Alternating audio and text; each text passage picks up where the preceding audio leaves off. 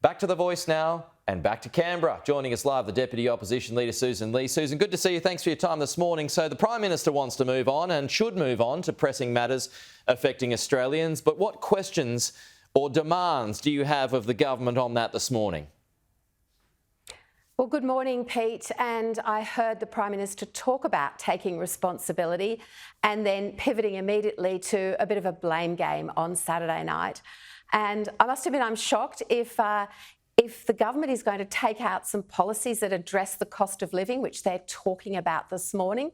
They've had them sitting in the top drawer and they're bringing them out now. Where have they been for the last 12 months when Australians have been hurting? So this has been a failure of the Prime Minister's leadership. It was the referendum we didn't need to have. I take no joy in the result. I'm conscious of the disappointment and the emotion in many communities across Australia today. And this is firmly at the feet of the Prime Minister, who insisted on this referendum, this question, this timeline. And unfortunately, the result is not good for our Indigenous communities and the improvement, the practical improvement in their lives that we need to see. Well, what about the Minister for Indigenous Australians, Linda Burney? I mean, she was largely ineffectual or ineffective in this campaign. I mean, should she share some of that blame as well? The leadership of the country belongs to the Prime Minister. Other ministers were equally ineffective, you're right, Pete, because they couldn't answer questions. And we're here in Parliament for a week of question time. The last time we were here, none of our questions was answered. And of course, that was one of the reasons why people didn't understand what this referendum was about. But everywhere, every community I spoke to wanted to see how it might connect to improvements in Indigenous lives, in closing the gap in reconciliation. But unfortunately, that didn't happen. And the Prime Minister is now saying, oh, we're going to worry about the cost of living. That's what we're going to focus on. He's leaving this wreckage behind him and not properly accepting responsibility for it.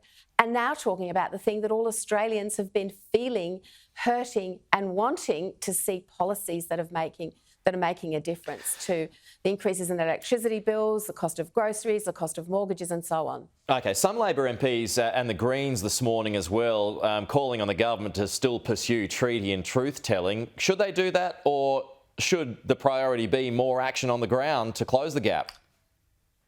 I think the priority always has to be, as we've always said it needs to be, achieving practical initiatives that make a difference in the lives of Aboriginal people in this country. And that's not what this referendum appeared to be about to the Australian people.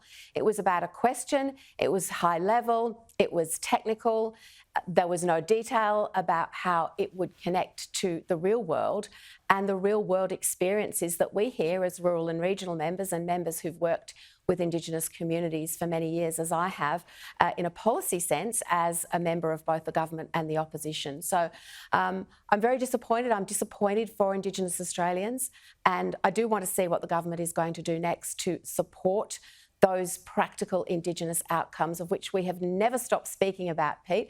We've always wanted that firmly to be the focus. You need teal seats to get back into government, and they all overwhelmingly went with the Yes campaign. Are they now lost to you? Not at all. And if you use that argument, seats like the seat of Linda Burney, which actually voted no, would, by your argument, perhaps come our way. So, no, this is a separate question with separate issues at stake. And we did see many Labor seats vote no, and vote no quite strongly. OK. If you win the next election, will you still pursue a referendum on just constitutional recognition for Indigenous Australians? Let's see the dust settle from this. I think when we finalise the count, we're already hearing, Pete, that the yes case is surprised by the really strong no vote. So we'll work through the detail of what happens next, and we'll do that in the context of our party room and the discussions we need to have following this result. Okay. Just a final one here before you go, Sussan. Some good news from the Foreign Minister a short time ago. 3 more flights have left Tel Aviv overnight. That's a surprise. Only one was expected there, but there's been 3 in the end. Your reaction to that? I'm pleased to see Australians being able to leave the region.